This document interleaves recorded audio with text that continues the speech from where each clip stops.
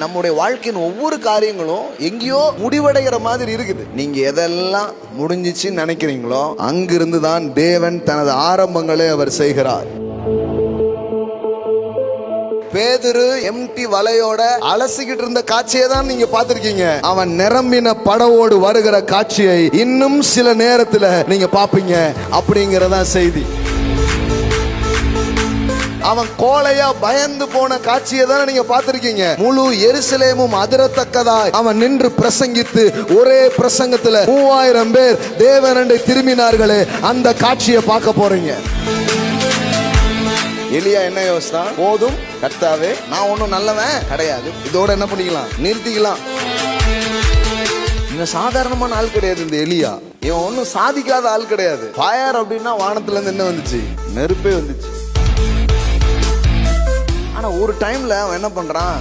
போதும்னு என்ன பண்றான்? ஒரு இடத்துக்கு அவன் வரான் பாருங்க.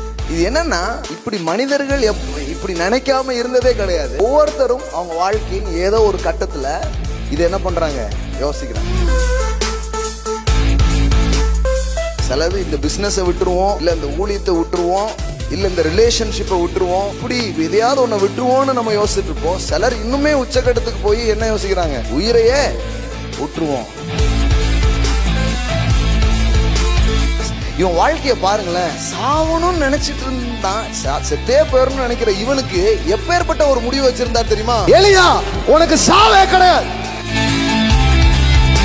சில அது முடியலைங்க. கேம் நடந்துகிட்டு தான் இருக்குது. இப்ப கொஞ்சம் அடி வாங்கின மாதிரி தெரியலாம், இப்ப கொஞ்சம் பின் வாங்கின மாதிரி தெரியலாம், இப்ப கொஞ்சம் கெட்ட பேர் வந்த மாதிரி தெரியலாம். ஆனா அப்படியே வந்து மேல நிக்கும். அப்பந்தான் ஆட்டம் முடியும்.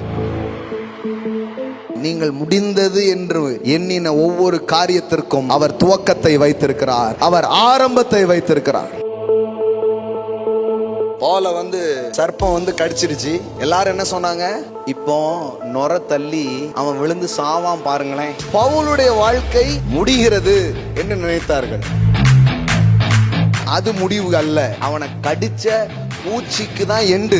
இவனுக்கு எண்டே கிடையாது, இவனுக்கு எண்டே கிடையாது, இவனுக்கு முடிவே கிடையாது. ஒரு கம்பெனி, ஒரு நிர்வாகம் அல்லது ஒரு கஸ்டமர் பேசுனதை வச்சுக்கிட்டு அடுத்த கஸ்டமரை பார்க்க கூடாது, அப்படியே உதறிடணும். இங்க வியாபாரம் முடிய போகுது, அப்படிதான் பேசணும். ஒரு இடத்துல உங்களை தள்ளி இருக்கலாம், ஒரு இடத்துல உங்களை ஏத்துக்காம போயிருக்கலாம். அதனால அதே மனப்பான்மையில போய் அங்க இருக்க கூடாது. அடுத்த இது போறதுக்குள்ள தட்டிடணும். ஒரு எக்ஸாம் சரியா போகாதனால அதே இதோடு போய் அடுத்த எக்ஸாம் அட்டெண்ட் பண்ண கூடாது. ஒரு தட்டு உதறிட்டு ஃப்ரெஷ்ஷா அதை போய் எழுதணும்.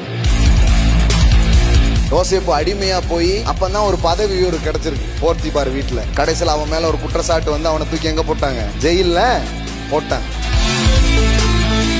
இப்போ யோசேப்பின் கதை முடிந்தது. அவன் வாழ்க்கையில எப்பவுமே முடிஞ்சிச்சுங்கிற மாதிரிதான் இருக்கும்.